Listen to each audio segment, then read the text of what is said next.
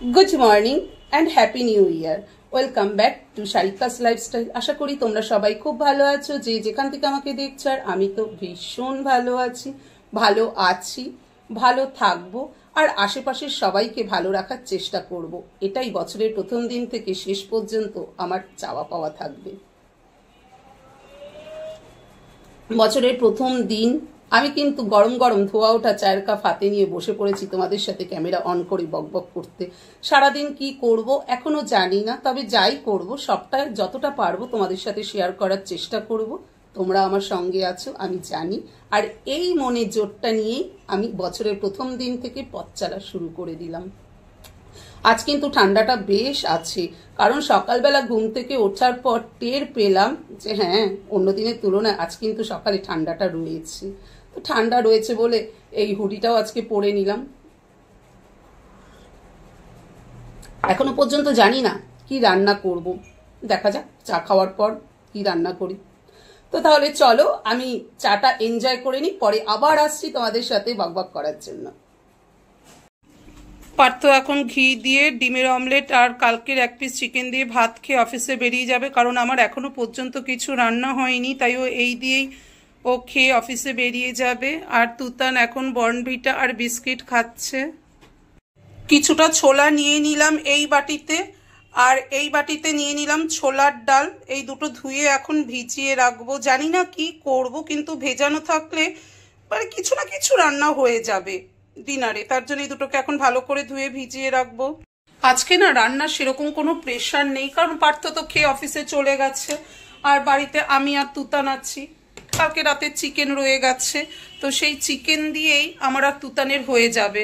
তো এখন সেরকম কোনো যখন কাজ নেই, ভাবছি মানে কিছু জিন্স আমাকে ডিসকার্ড করতে হবে, যেগুলো পরি না সেগুলো ওয়ার্ড্রোবে শুধু শুধু রয়ে গেছে জিন্সগুলো, আর স্পেস নষ্ট হচ্ছে। তো তাই ভাবছি যে আজকে কিছু জিন্স ডিসকার্ড করা যাক।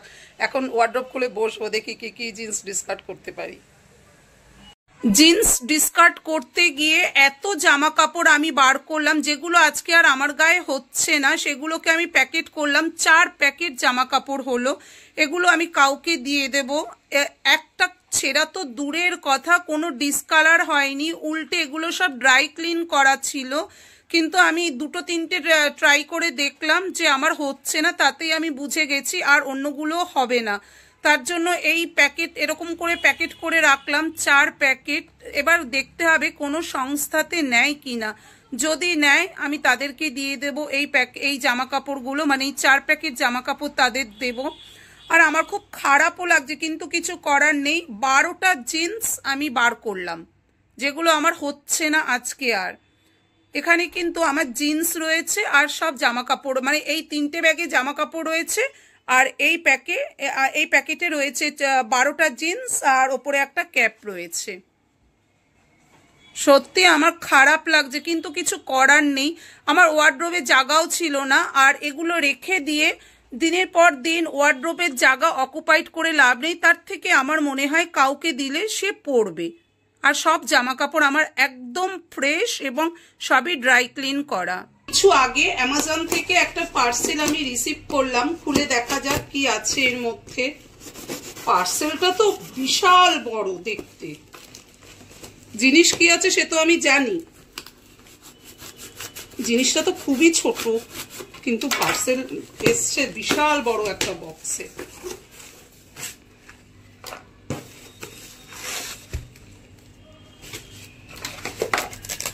এই যে এটা বার করলাম, দাঁড়াও খুলে দেখি।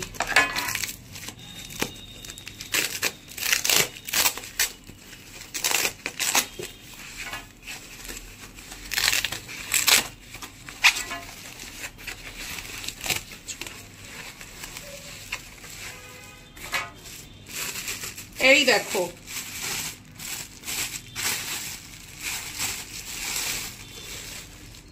ওয়াও, দেখো ব্রেড শেপের সেরামিক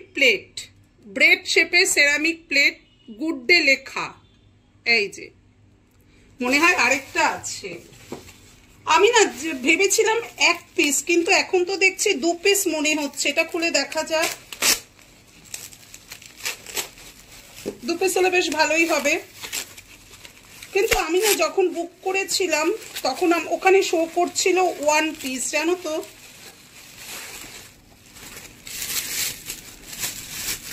তখন আমি ভাবছিলাম 1 পিস দিয়ে আমি কি করবো, এখন দেখি 2 পিস। এই দেখো, এটাও 1 পিস, 2 পিস, এই 1 পিস আর এই 1 পিস। তুতানে লাঞ্চ করা হয়ে গেছে, এবার আমি লাঞ্চ করতে বসবো। আর আজকে লাঞ্চে আছে ভাত, চিকেন আর টক দই। চিকেন কালকে রান্না করা ছিল, তাই আজকে আর আমি কিছু রান্না করিনি। আজকে দুপুরবেলা এই দিয়েই হয়ে যাবে। লাঞ্চ হয়ে গেছে, এবার সোজা চলে এসেছি বাসন মাজতে। তোমাদেরকে তো আগেই বলেছি কালকে আমার দিদি আসবে না, কারণ দিদির ছেলে স্কুলে কালকে বই দেবে, তো দিদিকে কালকে যেতে হবে বই আনতে, তার জন্য দিদি কালকে আসতে পারবে না।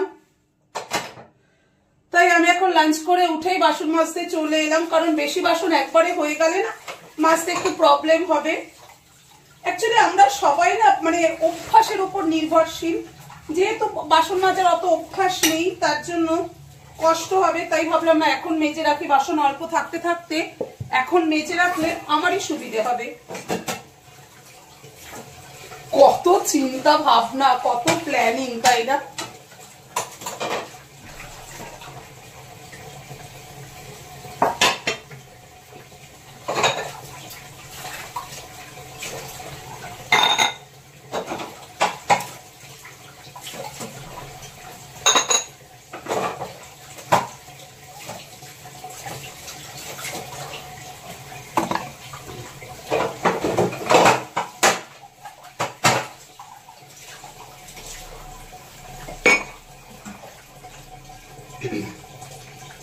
বাসন মাজা আমার কমপ্লিট হয়ে গেল। কিছু বাসন মেজে এই ঝুড়িতে রাখলাম আর কিছু বাসন মেজে এই ঝুড়িতে রাখলাম। আর ফ্লোরও পুরো ক্লিন হয়ে গেল। বাসন মাজা সব কমপ্লিট হয়ে গেল। যেহেতু কালকে দিদি আসবে না তাই সব আমি মেজে রাখলাম। আবার ডিনারের পর যে বাসনগুলো থাকবে সেগুলোও মেজে রাখতে হবে।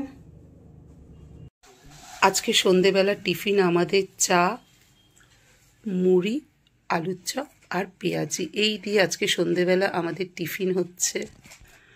এই যে মিস্টার ব্যানার্জি এখন খাটে শুয়ে শুয়ে উনি চা, মুড়ি, চপ খাচ্ছেন আর মোবাইল দেখছেন। একটু আগে মিস্টার ব্যানার্জি অফিস থেকে আসলো, এখনো রিল্যাক্স করে চা খাচ্ছে। আমাকে এসে বলছে বাইরে ভীষণ ঠান্ডা, তাড়াতাড়ি চা করো, আজকে আমি রুমে শুয়ে শুয়ে মানে আধা শোয়া হয়ে চা খাবো। তো তাই করছে এখন। চা খাওয়া আমাদের অনেকক্ষণ হয়ে গেছে, তুতানির টিচারও চলে গেছেন। এখন আমি সোজা কিচেনে চলে এসেছি ডিনার বানানোর জন্য।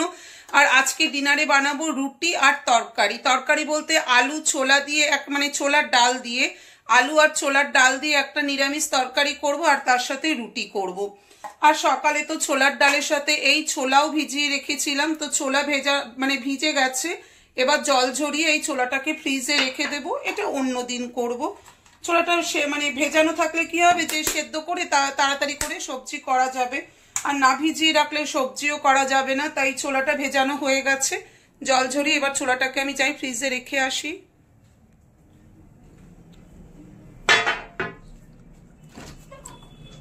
ছোলাটা ফ্রিজে রেখে দিচ্ছি,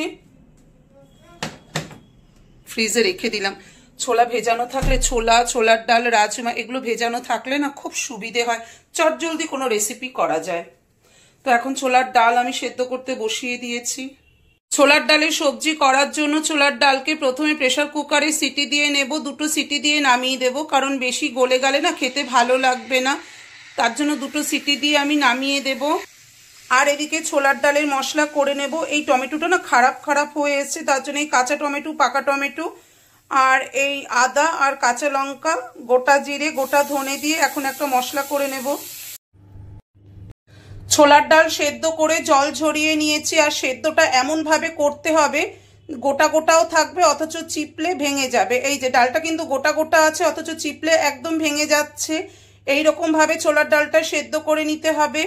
এদিকে আলু কেটে ধুয়ে রেখে দিয়েছি, আর এদিকে তো মশলা করে রেখেছি। এবার রান্নাটা শুরু করা যাক।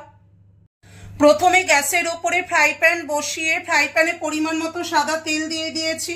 তেল গরম হয়ে গেছে, এবার ফোড়নে দেব গোটা জিরে, একটা শুকনো লঙ্কা আর তেজপাতা এটা ফোড়নে দিয়ে দিচ্ছি। ফোড়নে দিয়ে দিলাম। ফোড়নটা একটু ভাজা ভাজা হয়ে গেছে। এবার এর মধ্যে দিয়ে দেব আগে থেকে কেটে ধুয়ে জল ঝরিয়ে রাখা আলু।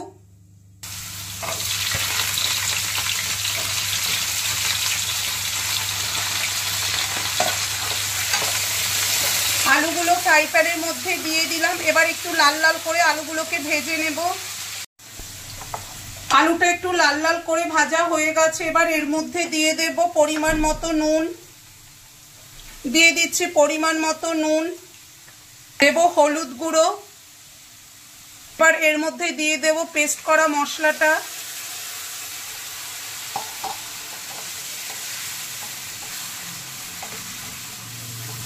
এবার বেশ ভালোভাবে কষিয়ে নেব।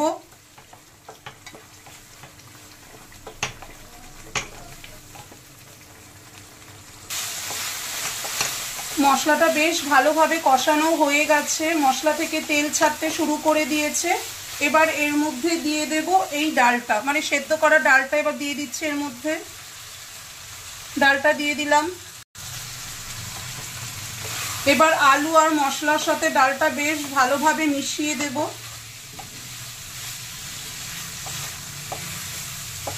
এবার এর মধ্যে পরিমাণ মতো জল দিয়ে দেব। পরিমাণ মতো জল দিয়ে দিচ্ছি, বেশি জল দেব না। পুরো ছোলার ডালটা না দেইনি, কিছুটা ডাল এই যে বাটিতে তুলে রেখেছি, এটা আবার অন্যদিন করব। এই যে সেই বড় ধনে পাতা, দেখেছো কত বড়? এই ধনে পাতাটা কুচি কুচি করে সবজির মধ্যে দিয়ে দেবো। এবার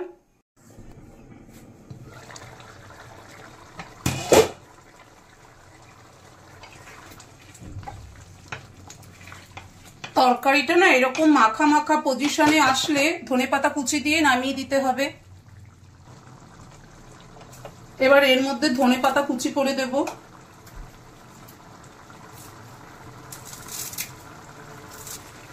বাবা কাঁচিটা না হাতে ধরা যাচ্ছে না, কাঁচির একটা দিক ভেঙে গেছে তো তাই কাঁচিটা হাতে ধরা যাচ্ছে না। ভালো করে মিক্স করে দিয়ে গ্যাসের ফ্লেম অফ করে দেব।